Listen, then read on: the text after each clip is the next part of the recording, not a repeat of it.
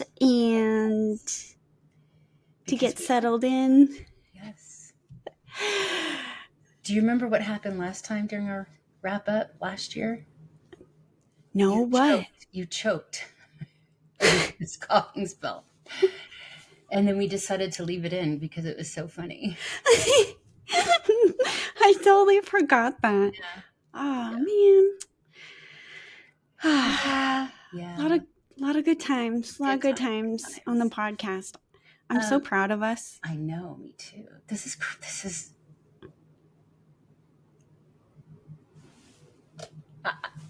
I wish we had the energy, the spoons to put up a recording something during the retreat, but it just didn't happen. No. There was just too much going on. Yeah, it was too much. And that's okay. Good idea. Okay. Just wasn't able to execute it. Yeah. So I want to say something about our community allowing us to show up as we are, like where we're not going to do a lot of editing and all that kind of stuff. And okay, busy people. Let's we'll do our regular intro and then let's kind of start with that piece of, we'll say we're doing a wrap up. We're super excited that we even got to do a season 2, and then we'll talk about how we just show up, how we are. Perfect. And then maybe at the end we can wrap up with we already have people booked for season 3 and we're very what were you excited? We're really excited about. Yes. 3. Okay. Which part of our intro do you want to do? Do you want to go first or second? I'll go first because I don't know what, I have first down. Then good. We'll do it that way.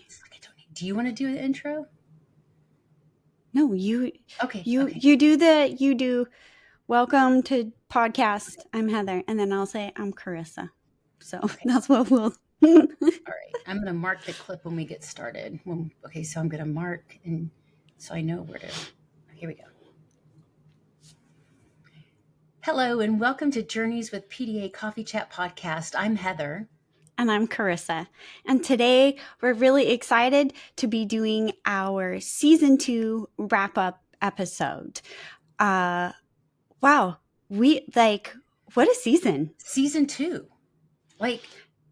We had a season 1 and then we had a season 2. I'm still blown away in that we've actually done this. It's been so incredibly fun and fulfilling and interesting, and just the fact that we had a season 2 with the unexpected things that happened to arise this year. Carissa and I both had big moves. Mine wasn't quite as big as Carissa's, but we did upend the beginning of this year. We upended our lives and packed everything up and moved to another house. And Carissa did the same thing, except it wasn't right down the street like it was for the Jessups. It was in a completely different state altogether, and not even like the next state over. It was a significant move. All the way north to all the way south.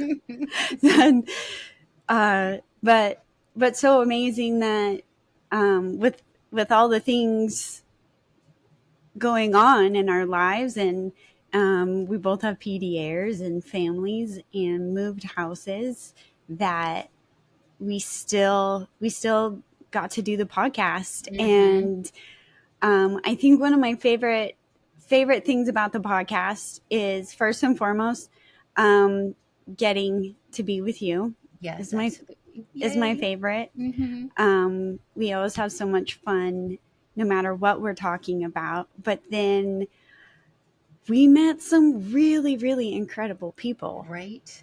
I am just amazed at the people that are part of our lives now because of PDA.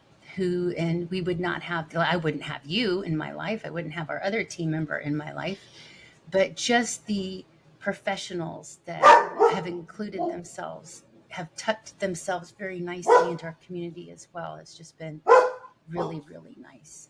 Yeah. Even Sally Dog has to That's get Charlie. in. That's Charlie Dog. Okay. Charlie Dog also wants to give us the shout out Mm-hmm. for our Which incredible work. which is another really nice lead into the next thing that I kind of wanted to throw out there. And that is that our wonderful listening community accepts us in our imperfect state of podcasting. We come as we are. We always welcome people to our community as they are. Come as you are, the most comfortable that you feel. But there's a lot of grace afforded to us that we don't do a lot of editing in our podcast. We don't know and we don't know what's going to happen during our podcast, but we are two mothers of PDAers, and we'd rather get the information out there, the content out there, in an imperfect way versus making sure everything is shiny and sparkly and very, very edited. So thank you again to our community for keep listening to us, even though we have cats jumping on us, scaring us. We have dogs barking. We have UPS showing up in the middle of thing, even though we've put signs out on our doors that we're recording. Please don't, bother us. But it's life. Yes. But that's such an important part of who we are and the community that we want to build up and the people that we want to reach is it's always about encouraging people to just be authentic to themselves, just to be real and genuine and authentic. And that's what we are. And that's how we want people to show up. And we always talk about one of the best ways to teach anything to our kids is through modeling. Right. And so you and I very intentionally decided at the beginning we were going to show up very genuine. We're going to be ourselves. And that means that sometimes we lose words and sometimes we talk over each other. Sometimes we get really excited or off track. But sometimes Heather sees something sparkly and has to go in that direction, but we want people to know that they can show up genuine. And so we show up genuine. And sometimes it's messy and chaotic, but it's always incredibly beautiful. Yes. And just, I love it. I love that we get to do this. So we're going to do a wrap up for season 2. We had so many episodes every time for the last 2 seasons. I always think will we have enough stuff to talk about? Right? Is there anyone who's going to want to talk to us? I always have enough stuff to talk about. Now do people want to listen to, or are they interested in what I like to talk about? That's a whole other thing. But so we did it though. And so we got to the point too where okay, wow, we got a lot here. Mm-hmm. So we're going to take a tiny break. Well, we wanted to take kind of a 2-month break, but that's not even really happening because no, it's not. We're going to record a couple episodes for season 3. And they'll be in the can for, as they say in the business, we'll have a couple episodes in the can for when we premiere our season 3 episode. Yeah. So the other thing that is so incredibly exciting for us is we are now having people reach out to us who want to share their message in our community. And wow, that's so exciting. So we already have such awesome big stuff in the works for season 3. But let's talk a little bit about season 2 and some of our highlights. And we hit on some really fascinating topics. So we started off with autistic burnout.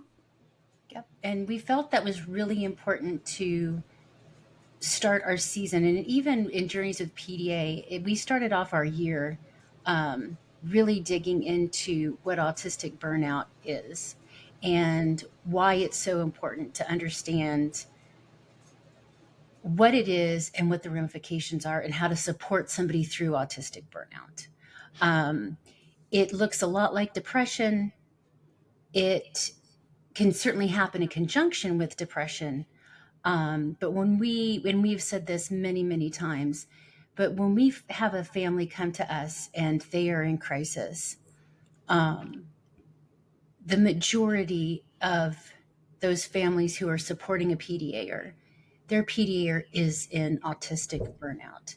And the most important thing to remember when you are supporting somebody in autistic burnout is that the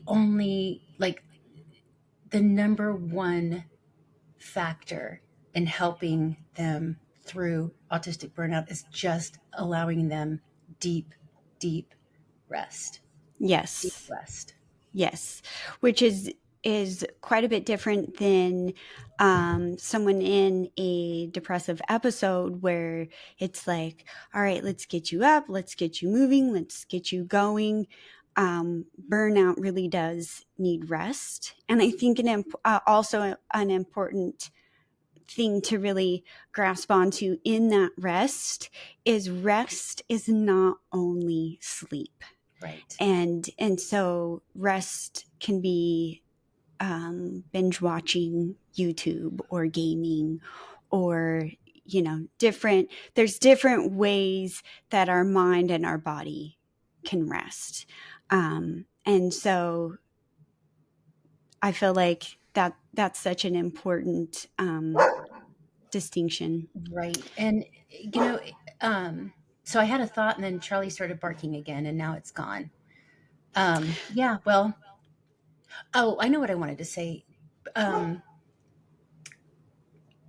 Burnout, when you're looking at a PDAer and we are suggesting burnout, and if this is something that may ring true for your family, you may want to start considering all of the things, including school and going to school, to see if that, maybe having a break from school, alleviating someone, maybe changing their school schedule, maybe putting in more accommodations and modifications in place to help support them through burnout. And I realize that not everyone has the ability or the privilege to be able to homeschool or unschool their child. But these things can be addressed through an IEP or through a 504 for your child. So, really, if you feel like your child is in burnout, talk to the school and see what kind of supports that they can get at school to help your child, at least support them there. So it's not so draining for them. Yes. And they can heal. Their nervous systems can heal. Which brings us into the next episode. We had Lisa Baskin-Wright, an amazing guest with us, and she does neurodiversity affirming IEPs. And for those who aren't sure, an IEP is an individualized education plan. So it's a plan put together. It's an official legal document in the school that's created to support kids. And Kids with disabilities. yes. So yeah, we had Lisa come and visit with us about IEPs. And she also writes. Chris and I both have taken one course with her. I've taken. I'm not trying to up Carissa by any means whatsoever, but I've taken two courses that Lisa has offered, and I will tell you that they are very well written, and they are written for the parent. And so you don't need to be a professional and know all the professional legalese and educationese words.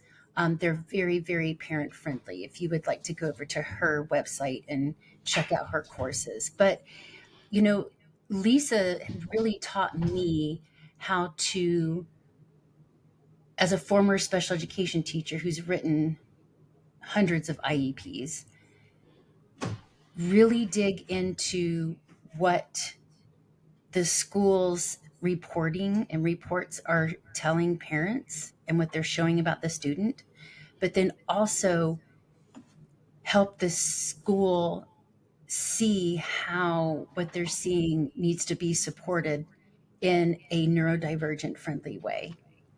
She Yes. really does. She makes it an easy process for parents, I think, to understand.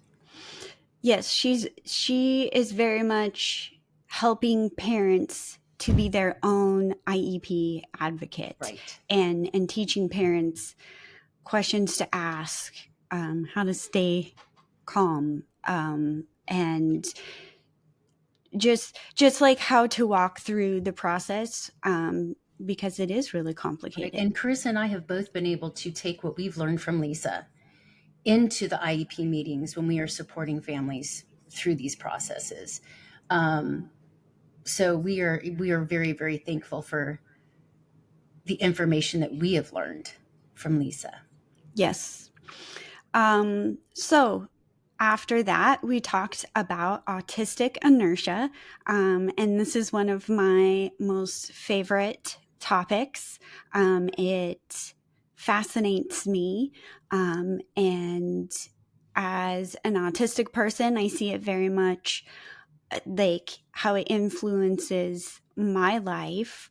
But that inertia also plays a huge influence on demand avoidance, and understanding inertia, I think, gives us such a great perspective on sometimes why certain things are hard. Mm-hmm. Can you give us a little bit of an example of how someone supporting a PDA can, I don't want to say use autistic inertia because I don't want to, that sounds like, okay, now we're going to train you on blah, blah, blah, blah, blah. But how do you use autistic inertia in your family to help support your son who is autistic, but then also your PDA, your daughter who is your PDA? So I think just understanding like this concept of autistic inertia. And so that means like once you're in the flow of whatever it is that you're doing. Okay, so now that's my cat who's I'm looking around going, I don't have anything in this house that makes that noise. But gosh, the pets are they are, it's something.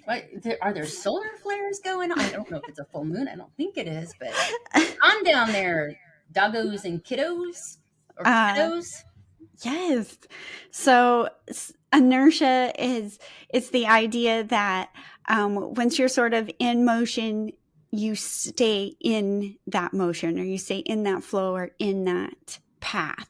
And a huge problem is when you are focused and you're in your path and somebody interrupts. Mm. And so that's that can look like the parent just saying, hey, it's time to eat, like dinner's ready. Where the autistic person, it's it's like physically, mentally, emotionally painful Mm-hmm. to be interrupted. And then once that flow is interrupted, it's incredibly difficult to get back into that previous flow state. And so that can be a huge part of avoidance, Mm-hmm. because if you're in the middle of something, and even if it's something perceived as easy, like eating, going to the bathroom, getting shoes, whatever that is, you're going to avoid that because you don't want to mess up your flow, because you know that you can't get back. And so one of the best ways to support is like recognizing when somebody's in that flow and respecting it. And so if you are thinking that your child needs to eat and they're in a flow, maybe you just bring the food and set it next to them. And you're not going to actually try to like deviate or change that flow. Very gentle reminders, just I can just personally, being aware. I can personally tell you, since we started, well, actually, since Carissa started educating me on autistic inertia, I have really used that concept in how I plan my day, the blocks of time that I set aside for whatever project that I'm working on. Um, because it wasn't until I understood what autistic inertia is that I understood why I avoid things, or why I get so upset when I have to stop and do something else, because it is incredibly difficult to pick it back up on the other side. It's also really helped in my communication with my husband. You know, just if I am in my flow and I am trying to do something, whatever it might be, housework, work, and he wants to stop and do whatever, something else. Now I have words to explain to him why it's so difficult for me to stop. And I will just tell him, I will say, I am in a flow. I am in my flow. This is my flow state. You have to let me do this. And then when I'm done, when it's over, we can do XYZ. So Yes. just having the language, the words, and the understanding to be able to explain it to a family member is so incredibly helpful as well. Yes. And understanding that if you interrupt somebody's flow, and this is like as a parent to our child, and you're telling that child to especially if it's something like they're watching a show, or they're in a game, and you're telling them you have to stop right now, and you're interrupting this flow, and like their brain is really locked in on this path. And so when you interrupt it, it's so upsetting, like internally, that's why we see, kids yell or Mm-hmm. scream or throw Mm-hmm. or get so angry, and say, no, I can't. And um, and then when you've got PD on top of that, now you are taking away their autonomy. You're taking away their yes. sense of control, which is only going to, dysregulate their nervous system Yes. even more. So talking about PDA flow, our next special guest was Sunita Thesis, and she talked to us about PDA flow and the downshifting that they did in their life. Sunita is autistic, and she has PDA, at least one PDA kid, she knows for sure, but it was so interesting to be able to talk to her about the shifts that they had to make in their life in order for her to be a caregiver. Right. Right. And she talked a lot, but not only did she talk about the practical steps that they took, she and her husband, but she also talked about the emotional aspect of what a downshift looks like.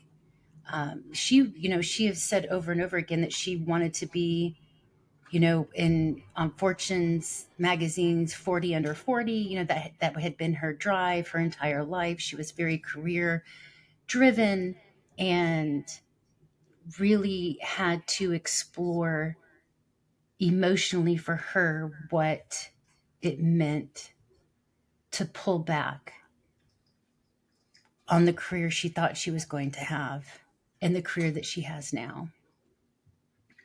Not that it's any less meaningful whatsoever what she's doing now.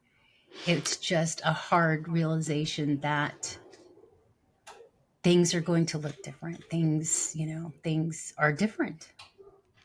Yeah, PDA, and when you live in that PDA life, and you start to build this family system that is supporting PDA so that this person can flourish and not be miserable, your life is going to look vastly different than anything you expected.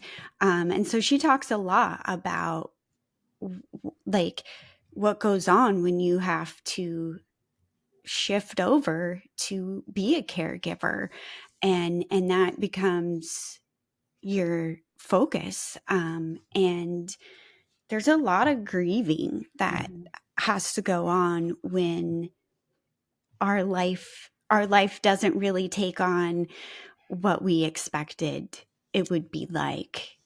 Right. Right. Absolutely. And then our next guest was Robin Goebel from, she has a podcast, but she's also written the book, Big Baffling Behaviors.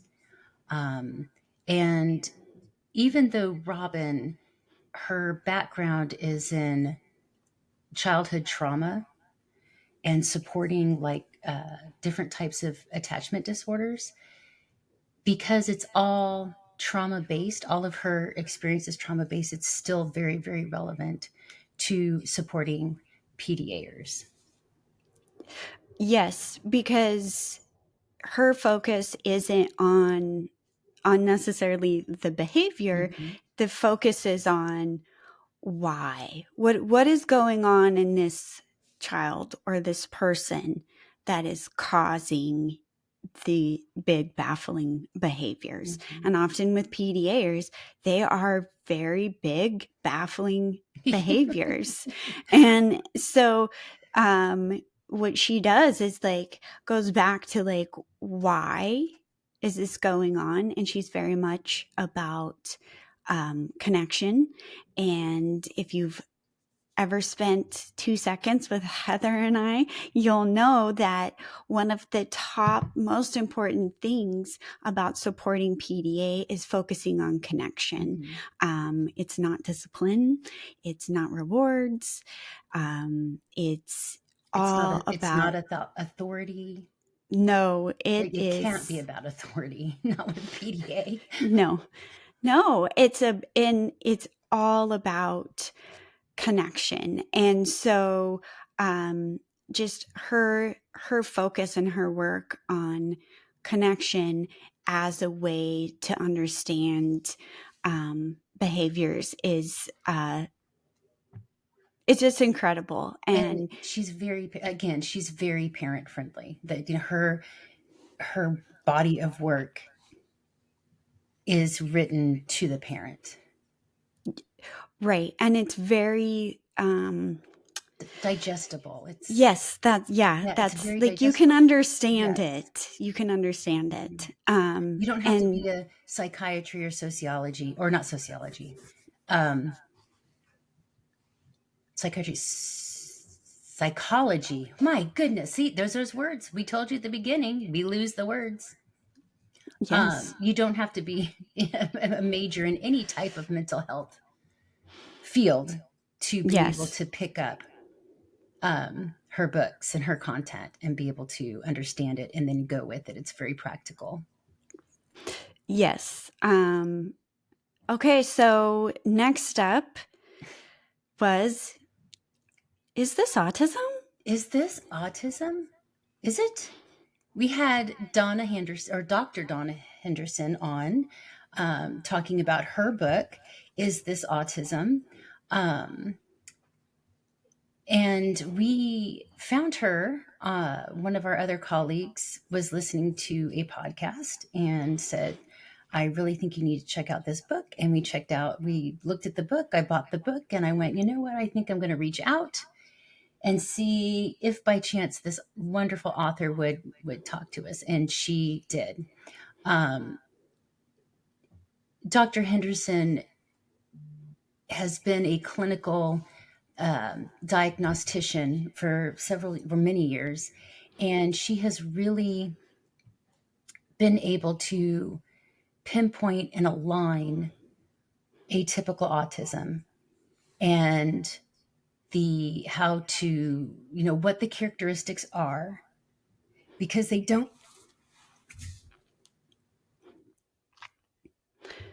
So atypical autism refers to the presentation that doesn't fit this stereotypical assumption of what it means to be autistic. Right. Thank you. And Thank you for taking over too. I had yes. a little frog in my throat there for a second. And so she has really spent a lot of time digging into, is this autism, in that really let's look so much deeper into what it means to be autistic, and especially, different cultures, ages, because finding out you're autistic as an adult, like that presentation is going to look different than a young child. An internal versus external. A big part of PDA is PDAers can be very, very socially driven. And they appear to be very social. Can they make eye contact? Yes. What? Well, then they can't be autistic if they're making eye contact, right? And if they're social.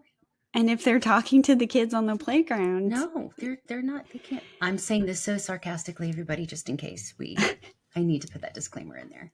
And so that's a huge challenge with the PDA profile, is that they have this atypical presentation, which means they're often overlooked, and they're not getting the supports, they're not getting the empathy and the compassion that they need, because they're being looked over as being autistic. And it's not even like being overlooked. Some when we have examples of families where their children are being denied even the opportunity to be evaluated on the two big things apparently you have to not be able to do if you are autistic, and that is socialize and make eye contact.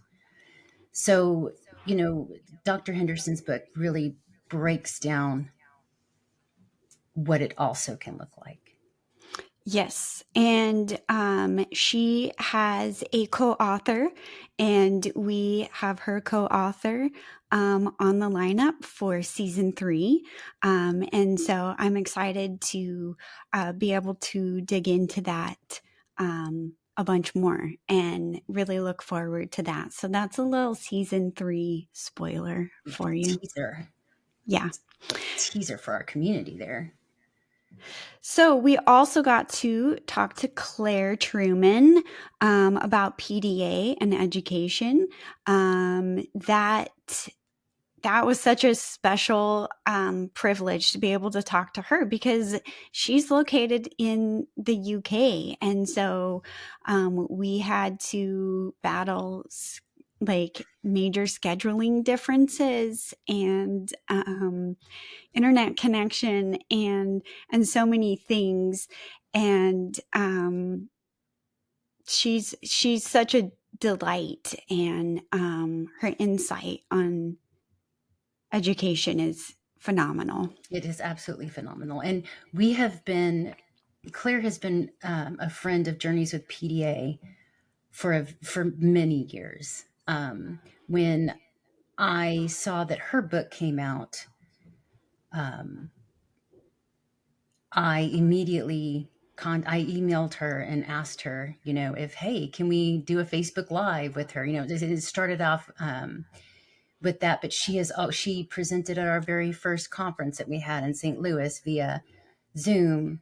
I personally have learned so much from her about how to present learning opportunities to PDAers so that it is accessible, so that the opportunities are accessible to PDAers. She has really done some groundbreaking work, in my opinion, just Yes. amazing. And her insights are amazing. And they are, again, they're digestible. It's not like you don't have to be a teacher to pick up her book to take what she is saying and her philosophies behind her reasoning behind how you present learning opportunities to PDAers. You really can be a parent, pick up her book and understand the reasoning behind it and executing the Yes. way she does it. One of the just like mind-blowing perspective change things that she said is she was working with a PDA, and she said this PDA doesn't need to be in school. It's not about like education. They need a life apprenticeship. Yes. And that is such a amazing perspective on how PDAers learn. It's a life apprenticeship. And that's what I do with both of my kids is we're living life and learning through life. And so her perspective is it's so incredibly different than what we're sort of trained to think education should be. Right. And it's so freeing and encouraging. Yes, it is. Yes, it is. And it's another way of validating why we're doing what we're doing and how we're doing, and that it's okay. It looks very different, but you know what? That's okay. Yes. Yes. Next up, we talked about double empathy. This double empathy is, I think, I hate to like try to pick favorites, but this might be one of my favorite topics. It is absolutely fascinating. The double empathy fascinates me. It so the concept behind double empathy is that neurotypical people communicate very well with other neurotypical people, and neurodivergent people communicate very well with other neurodivergent people, even though we're all speaking the same language.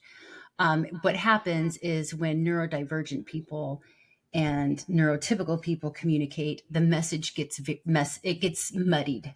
It gets muddied, and there are a couple of reasons for that. When I say the neurodivergent experience of life is vastly different than the neurotypical experience of life. And because our experiences are so different, the way we communicate about ourselves and the way we communicate about our lives are very different as well.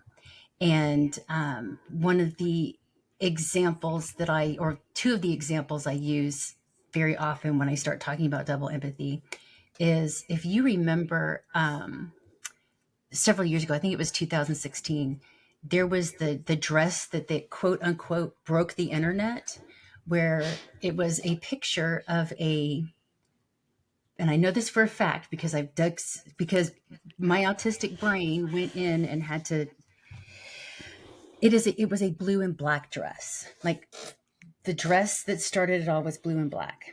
However, a picture was taken and put on the internet, and some people saw the blue and black dress as blue and black, and other people saw it as white and gold. And the white and gold camp couldn't understand how the black and blue camp was seeing black and blue, and vice versa. It was the same dress. It was the same picture. But two different eyes, two different brains were bringing in the information, the sensory information from the world, and their brains were processing it in a completely different way. That is double empathy. Same dress, different views, different perspectives. Another one I like to use is the audio kind of equivalent of that. For a while, there was that whole, is this person saying Laurel or is this person saying Yanni? And again, two different two different sets of ears, sensory coming in, two different kinds of brains processing that. For neuro, those are my two favorite because they're kind of, in the popular culture kind of thing, and people can connect to that. You either heard Laurel or you heard Yanni, right? But we're still speaking English. Right. And neither one was really wrong. Neither one was right. Correct. It's always, just your experience. Right. And it's always been on the onus of the autistic or the neurodivergent to fix up those communication differences. We don't put neurotypical people in speech language therapy to learn to be more neurodivergent, right? Neurodivergent people are typically the ones who are referred to different types of therapies so that they can apparently, exist more, present more neurotypically in the world. Yes. And not that I agree with that. I just want to put that out there. Like this is just what usually happens. Yes. And this is also where we find the perception that an autistic person is cold, unemotional, they can't empathize. Those are always characteristics that are assigned to the autistic person, but it really has to do with double empathy in that autistic people are deeply emotional. They're deeply empathetic. It's just the way that they read a situation or the way that they express that empathy is going to be different than that other person. Right. And it's not recognized or valued as such from the neurotypical world. Right. And so therefore that's where you get that double empathy, And why it's called double empathy problem. Right. And we both hate that it's called a problem because it makes it feel like there is a problem with the neurodivergent person. But the person who came up with the theory and who coined the term is autistic himself. So that he came up with that title of this theory. Yeah. Which he has done research on. And so it is research backed. Yes, it is. And so part of the reason why we both love talking about double empathy is because we want to bring attention to it so that the neurotypical people can actually be more understanding of how an autistic or neurodivergent person relates or expresses themselves. And I also think it's important for the autistic individual to know that the neuro, no, did I say divergent? That let me start over. I think it's just as important for the neurodivergent person to understand double empathy as it is for a neurotypical person, because as you know, I always go back to like, oh, my husband and I, blah, blah, blah, blah, right? So once I understood what double empathy was, I could bring that into our conversations about, okay, I'm saying this because XYZ, but you're saying this, it's like I always said we had the same conversations and I felt like we were on the same page, but not only we were on the same page, but we were in different books of different subscriptions of things. Like it was and so because we both realize and understand double empathy now, we are able to both fix up those communication mishaps before they turn into something that's bigger.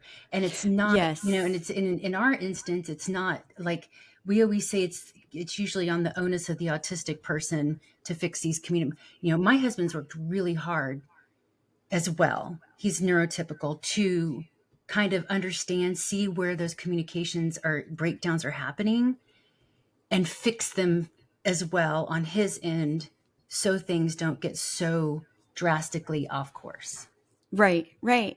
And it's definitely helped me when I'm trying to communicate anything, a need, or and I get this feeling like this is not working.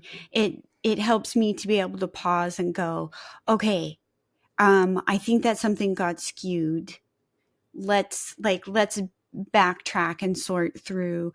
One of my favorite phrases that I will use to self-advocate is, can you phrase that question a different way? I'm not understanding that question. Can you restate that statement in a different way? And so, because I understand double empathy and I understand that sometimes messages don't come across correctly, I can stop before I'm frustrated, overwhelmed, or upset and go, okay, wait, I'm not understanding what's happening. And I'm actually going to need you to sort of reword it or shift so I can pick it up correctly. And being able to just stop and do that, I have never come across anyone when I'm like, hey, I don't think I'm reading this right. Can you Right. rephrase that? Nobody is ever angry at me because they have to rephrase it. And They want to send the correct right, message. right. And I've even started front loading conversations with people who don't know me with, I'm ADHD. I usually start off with that.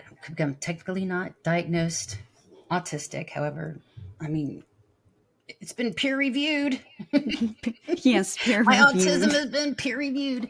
But I will tell them, if you, in this conversation, if it appears that I'm going off course or I'm not picking up what you're putting down, please tell me. You are not going to hurt my feelings. I'd rather have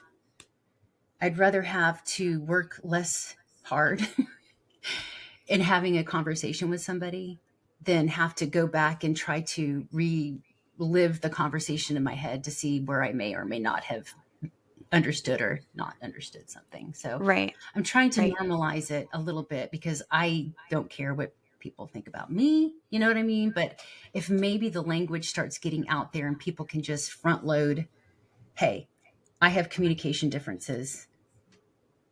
Please don't be afraid to point something out. Please, let's work through something versus you going away from this going, well, Heather's a little out there, isn't she? So there's that. Yes, yeah. And then our last special guest of season 2 was so incredibly special. We had to do 2 episodes. And so that was with Vinny Stars. One of the fantastic things about having the podcast and having these guests is you become friends. Mm-hmm. And so we've made incredible friendships with almost all of our special guests. And so through doing the podcast, Vinny has become our friend. Mm-hmm.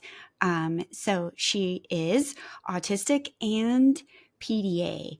And so, wow, to be able to talk to somebody who is PDA, who is autistic, and can actually articulate their experience is just an incredible gift. Yep. And her perspective actually, it in even though how long I've been living the PDA life with my family, she was still able to bring brand new perspective to me on the PDA experience. Right. Very, very, very. And the way she does it, she calls it storytelling. She does this through storytelling. And it's a very, again, digestible way to receive the information. It's yes, the way that she can describe it and tell it, and that storytelling brings it to you as like I begin to like live that Yes, I was just about to say experience. it's like the emotional. It's really a Yes. way not to hear the information as just information and facts, but also you're just right. Experience it emotionally through how she conveys her life experience with PDA or And as a it, PDAer. yes. And so it brought so much more deep empathy for the experience of my daughter and PDA. And it was really interesting that it was right after we had recorded, I think it was the second episode with Vinny. That next day, my poor sweet girl just had some really, really, really hard things going on.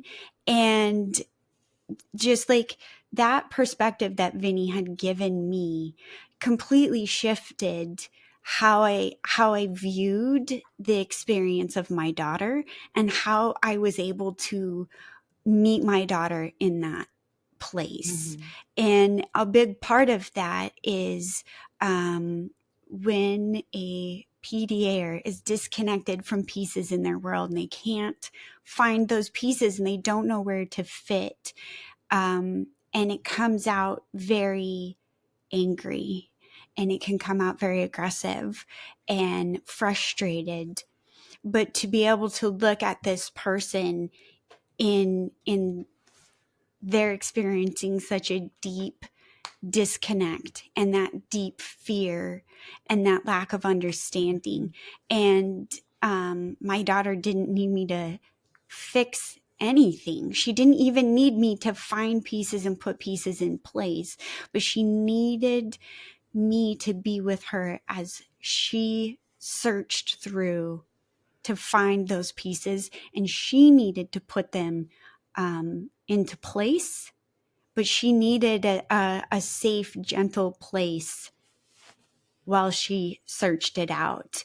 And that perspective has been just an incredible gift that Vinny has given me. And I'm so thankful for that. Absolutely. Yep.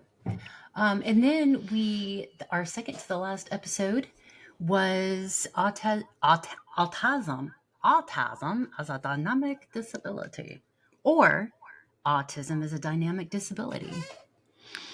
Yes. So This one, like, this one is so, I felt so impactful,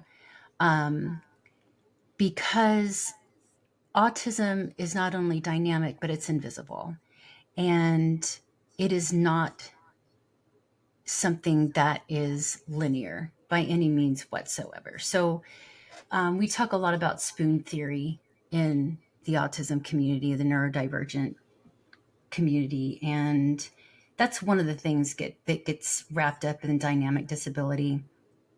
But what I felt was so important about understanding this concept is that, when we work with schools and when we're in IEP meetings and we look at these goals that are written by very well intending people. And I always go back and I always, preface this and disclaim this, that I was that very well intentioned special ed teacher that wrote these very well intentioned IEP goals.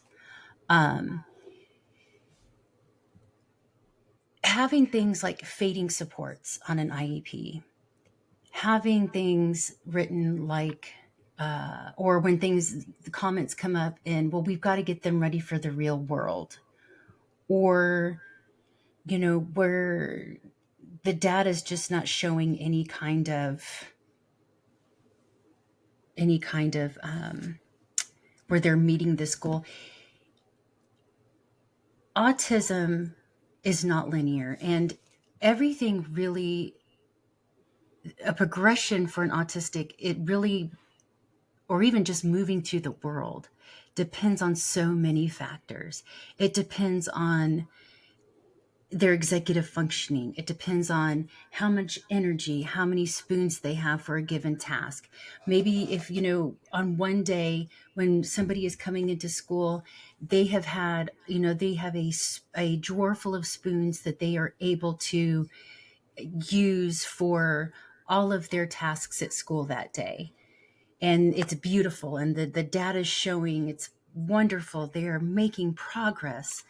And then the next day they can't come in or they are unable to come in and unpack their backpack. They cannot, and you're like, well, you could do it yesterday.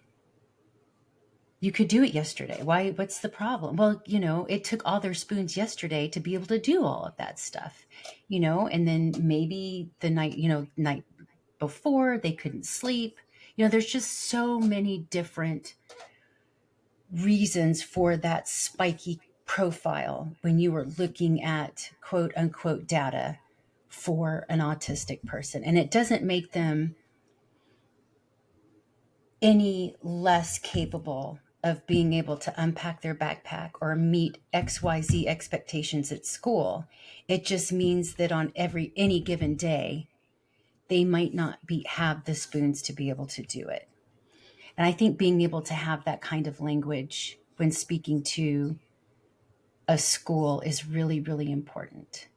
yes, but it's also so important in just like day-to-day family life, Yes. like Mm-hmm. being able to recognize that.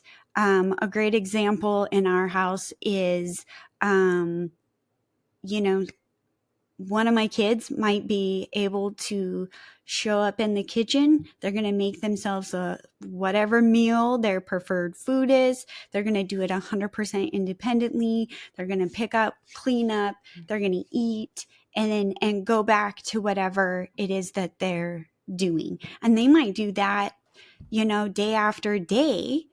And then for whatever reason, because there's so many things influencing their brain and their nervous system, it's like they're like, I am too hungry and I can't find any food. I don't know how to make any food, and I can't do this process.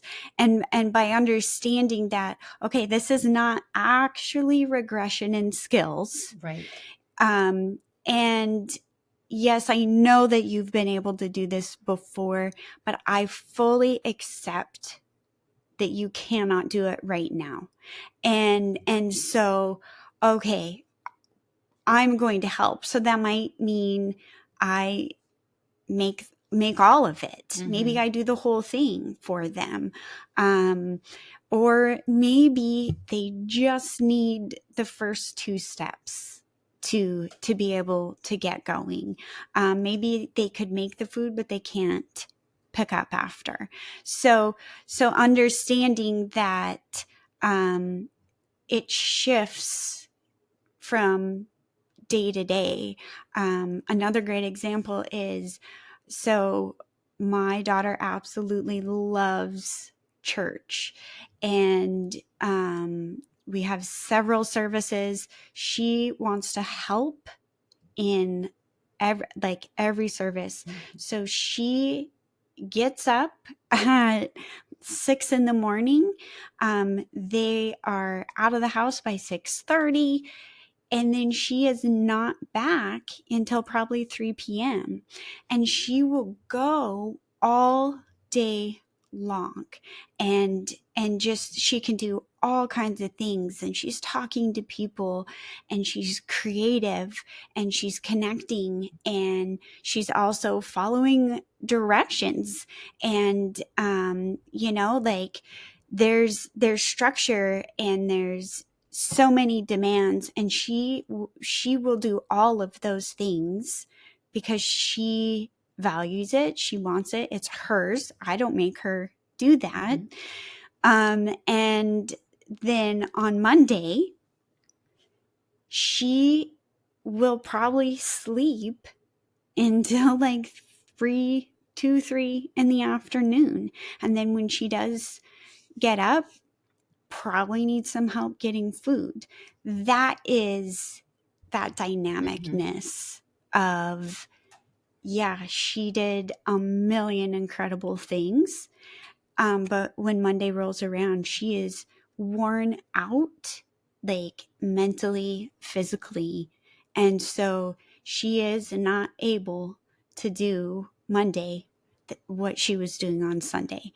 And so that also ties into all of the other pieces that we've already talked about today, and burnout and inertia and double empathy. And it's all wrapped up into why autism is a dynamic disability. It's all wrapped up. And so on Monday, she sleeps. Mm-hmm. And that is okay. That's what she needs to be able to show up in the world as her best self and to flourish. And so I have to allow her to show up in a dynamic, ever-changing way and not try to fit her into... You did it yesterday. Yes. Why can't you do it today? How come on Sunday you can get up at 6 a.m., but then the rest of the week you can't? She's like, well, there's no need. Why would I? Church is part of her inertia. It's her. Yes. Definitely part of her flow. And yeah. And so also just realizing that, the things that are valuable and things that aren't valuable will also impact that. And if it's not valuable to a PDA, it's probably not going to happen. Well, it might happen. However, someone is going to pay for it happening. Yeah. And so by respecting that dynamicness in her, respecting her flow, respecting her energy, respecting the way that she communicates. If she shows up on Monday and she is real short, harsh, and snappy, right? I'm just I understand that. I get that. I understand, and I'm not going to complain. I'm not going to be like, well, that's not acceptable. Yep, that is acceptable for her because that's how she has to show up that day to be able to then continue to flourish. And it all comes down to, I want her to be peaceful inside. Mm-hmm. I want her to be happy. I want her to flourish. And I want her to show up in the world as her authentic self. And to piggyback on that, there is nothing more important for my son than his mental health. And Absolutely.